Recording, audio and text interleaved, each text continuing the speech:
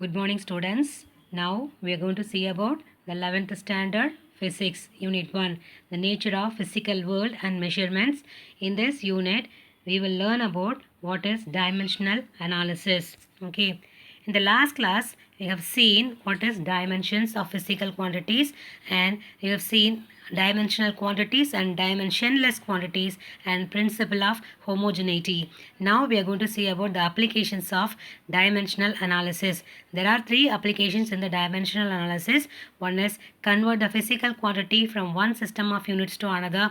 Second one is check the dimensional correctness of a given physical equation. Third one is establish relations among various physical quantities. These are all the three applications of dimensional analysis. Now we are going to see about the example of each applications. First one is to convert the physical quantity from one system of units to another. The example sum is if the value of a universal gravitational constant in SI unit is 6 into 10 power minus 11 Newton meter square kilogram minus 2.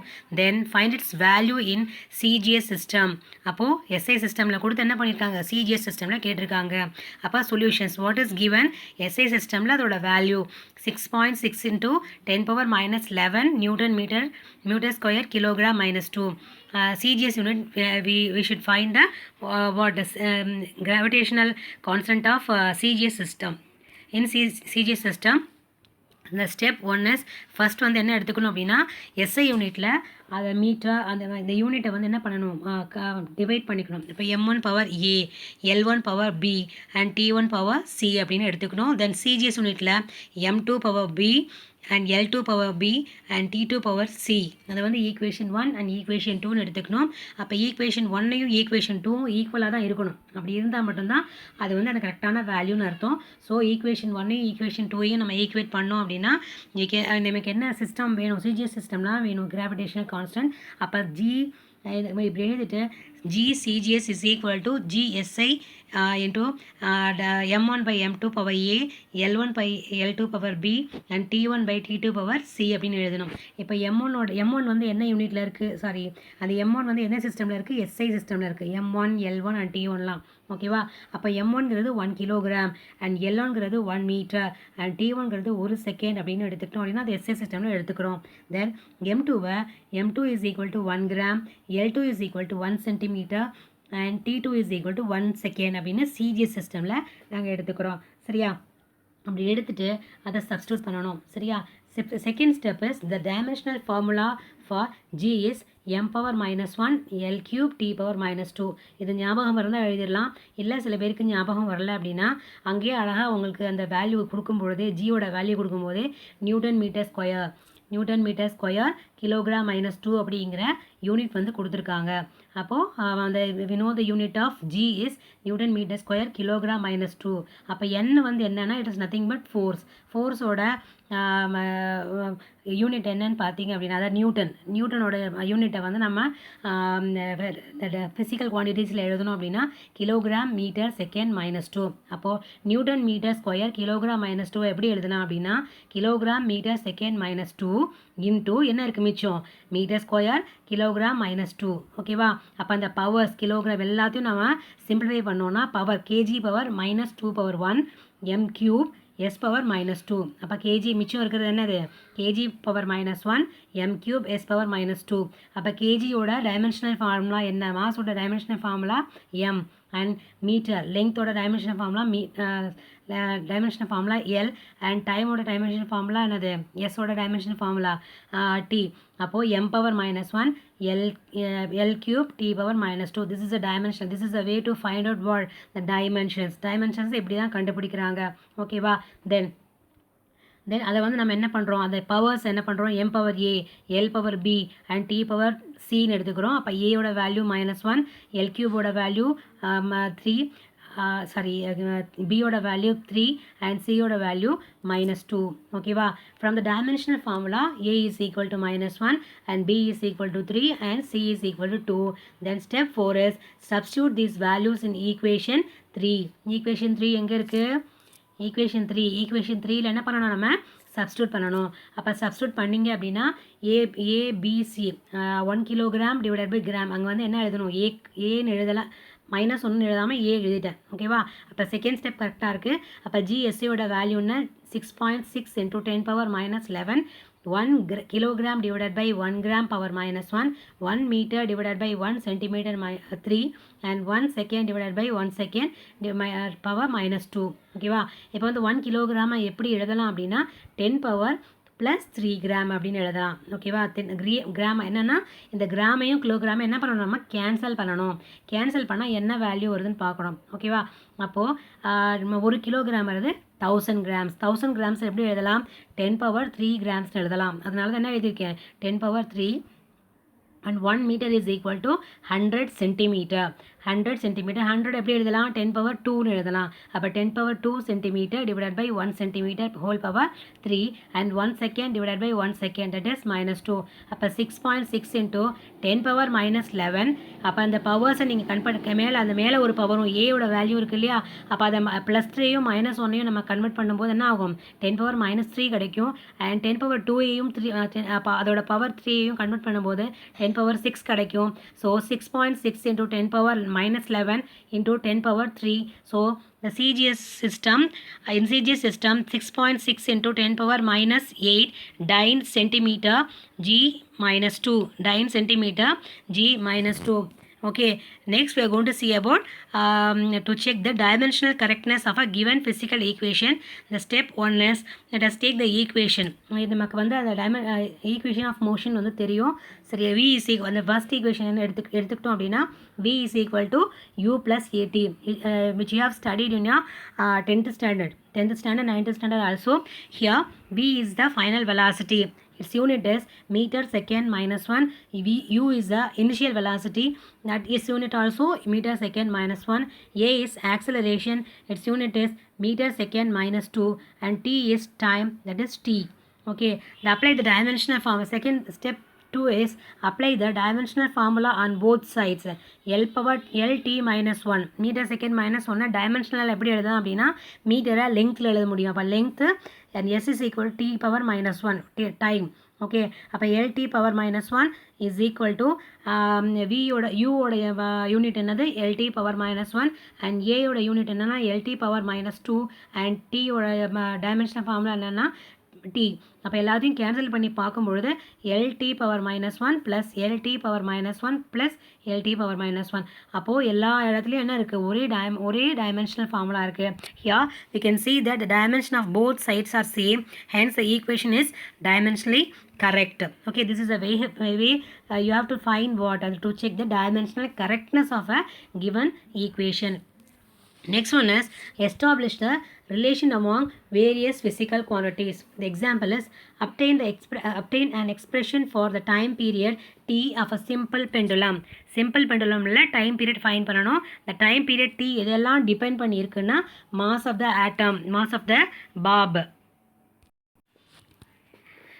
The time period t depends on the mass of the bulb and acceleration due to gravity g and length L of the pendulum. Okay, here we have to take what the constant k is equal to 2π. Okay, அதை பின்னாடி பார்ப்போம். இப்போ solutions எப்படி இருக்கணும்னா time period கண்டுபிடிக்கணும், அது எதையெல்லாம் depend பண்ணியிருக்கு, அதுக்காக இந்த சிம்பிள் போகிறோம் டைரெக்ட்லி. இந்த சிம்பிளுக்கு பேர் டி இஸ் ப்ரப்போர்ஷனல்னு ஒரு சிம்பிள் போட்டிருக்கோம் இல்லையா, அது எதையெல்லாம் டிபெண்ட் பண்ணியிருக்குங்கிறத சொல்கிறதுக்காக. அப்போது மாஸை டிபெண்ட் பண்ணியிருக்கு, அண்ட் லெங்க்த்தை டிபெண்ட் பண்ணியிருக்கு, அண்ட் ஜி பவர், அதாவது ஆக்சலரேஷன் டியூ டு கிராவிட்டியை டிபெண்ட் பண்ணியிருக்கு.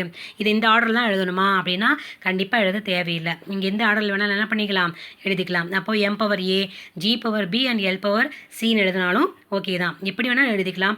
ஆனால் இப்படி தான் இது இந்த மெத்தடில் தான் என்ன பண்ணணும், எழுதணும். அப்போ t is proportional to எதெல்லாம் டிபெண்ட் பண்ணியிருக்கு, mass power a and length of power b and g power c. அப்போ m l g வந்து டிபெண்ட் பண்ணியிருக்கா அப்படிங்கிறத நம்ம என்ன பண்ண போகிறோம், செக் பண்ண போகிறோம். என்ன ரிலேஷன் இருக்குன்னு செக் பண்ண போகிறோம்.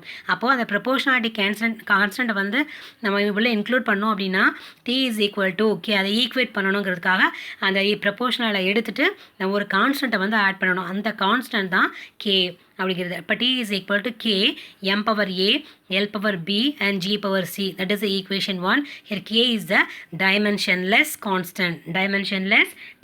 Okay.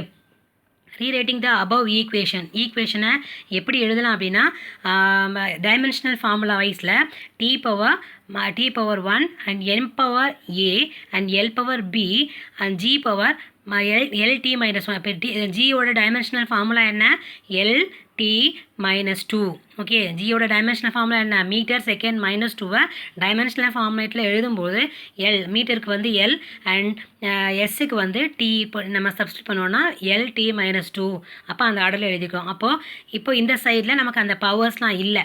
ஸோ m power 0னாலும் 1 தான் 1 and l power 0 is also 1. அப்போ நம்ம என்ன பண்ணணும்? நம்ம ஆட் பண்ணிக்கணும். நம்ம என்ன லாஸ்ட் கிளாஸ்லேயே பார்த்தோம், ஒரே டைமென்ஷன் இருந்தாலும் வி ஷுட் ரைட் வாட் அந்த எல் அப்படிங்கிற பேசிக் குவான்டிட்டிஸை கண்டிப்பாக எழுதணும். அந்த பவர் 0 போட்டாவது என்ன பண்ணியிருக்கணும்? சேர்த்துருக்கணும் அப்படிங்கிறத நம்ம பார்த்தோம். அப்போ m power 0, l power 0 and t power 1 அப்படிங்கிறத இந்த உங்களோட லெஃப்ட் ஹேண்ட் சைடில் வச்சுட்டு ரைட் ஹேண்ட் சைடில் அந்த பவர்ஸ் எல்லாத்தையும் என்ன பண்ணணும்? ஈக்குவேட் பண்ணணும். அப்போ m power a and l பவரில் b இருக்குது, அதே மாதிரி l பவரில் c இருக்குது. அப்போ l power b plus c and t power minus 2c அப்படிங்கிறத அந்த பவர்ஸ் என்ன பண்ணணும்? ஈக்குவேட் பண்ணணும். இப்போ பவர்ஸை வந்து என்ன பண்ணணும்? சிம்பிளிஃபை பண்ணணும். சிம்பிளிஃபை பண்ணி வச்சுக்கிட்டோம் அப்படின்னா நமக்கு ஈக்குவேட் பண்ணுறதுக்கு ஈஸியாகும். From the above equation compare the பவர்ஸை வந்து கம்பேர் பண்ணால் a is equal to 0. a is equal to 0 and b is equal to அந்த எல்லையும் என்ன பண்ணணும்? எல்லோட பவரையும் இங்கே எல்லோட பவரையும் தான் கம்பேர் பண்ணணும். அப்போ b plus c is equal to 0 and minus 2c is equal to 1 அப்படிங்கிறத நம்ம என்ன பண்ணியிருக்கோம்? அந்த பவர்ஸை கம்பேர் பண்ணி கண்டுபிடிச்சிருக்கோம். அப்போ இதில் எதெல்லாம் கண்டுபிடிக்கக்கூடியதாக இருக்குது அப்படின்னா a is equal to 0 அது ஒன்றுமே பண்ண முடியாது. a is equal to 0னா அதை விட்டுறணும். தென் b plus c is equal to 0. அப்போ சியோட வேல்யூ எப்படி கண்டுபிடிக்கணும் அப்படின்னா பியும் தெரியாது, சின்னு தெரியாது. அப்போ c but minus 2c is equal to 1 through which we can find c is equal to minus 1/2 அப்படிங்கிறது என்ன பண்ணலாம்? கண்டுபிடிச்சலாம். அப்போ அந்த சியோட வேல்யூ இங்கே சப்ஸ்டிட் பண்ணிங்கன்னா b is equal to 1/2 கிடைக்கும், a is equal to 0 கிடைக்கும். ஓகேவா? இந்த வேல்யூஸை எந்த இடத்துல சப்ஸ்டிட் பண்ணணும் அப்படின்னா ஈக்குவேஷன் 1 அப்படிங்கிற கொடுத்துருக்கோம் இல்லையா, அந்த இடத்துல சப்ஸ்டியூட் பண்ணணும். Substitute these values in equation 1. t is equal to k into m power a, l power b and g power c. அப்போ t is equal to k into m power 0, l power 1/2, g power minus 1/2. இதிலிருந்து எப்படி எழுதலாம் அப்படின்னா t is equal to k into L by g whole power 1/2. Whole power 1/2 that is root. அப்போ k into root of L by g. Here we know that k is equal to 2 pi. So the time period of a simple pendulum is equal to 2 pi root of L by g. Okay, this is a relation of the that இந்த physical quantities கொடுத்துருந்தாங்க இல்லையா, அந்த relation என்ன எதை depend பண்ணி இல்லை. இதன் மூலமாக என்ன நம்ம ஃபைன் பண்ணலாம் அப்படின்னா mass, length, acceleration due to gravity கொடுத்துட்டாங்க. அப்போ கண்டிப்பாக மாசுங்கிற ஒரு விஷயமே இந்த இடத்துல இல்லை. அப்போ மாசை வந்து டிபெண்ட் பண்ணி இல்லை அப்படிங்கிறத ஈஸியாக என்ன பண்ணிடலாம்? ஐடென்டிஃபை பண்ணிடலாம். அண்ட் எல்லாம் டிபெண்ட் பண்ணியிருக்கு அண்ட் ஆக்சலரேஷன் டியூ டு கிராவிட்டியை டிபெண்ட் பண்ணி இருக்குது அப்படிங்கிறத இந்த ஃபார்முலா என்ன பண்ணுது? சொல்லுது நமக்கு. ஓகேவா? Next we are going to see about the limitations of dimensional analysis. New edition bookல இந்த question இருக்காது. All of you write it in your book. இந்த bookல வந்து கேப் இருந்துச்சுன்னா எழுதி வச்சுக்கோ. This is an important 3 mark question. எந்த ஒரு question எடுத்த எந்த ஒரு எக்ஸாம்னாலும் கண்டிப்பாக இந்த questions இல்லாமல் இருக்காது. So the limitations is very important.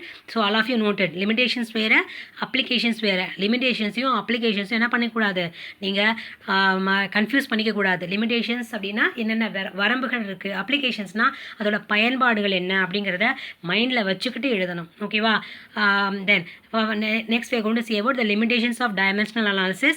This method gives no information about the dimensionless constant in the formula like 1, 2 up to pi, Euler number etc. அப்போ டைமென்ஷனல் கான்ஸ்டன்ட்டை பற்றி எதுவுமே என்ன பண்ண முடியல, அவங்களால எந்த இன்ஃபர்மேஷனும் தர முடியல.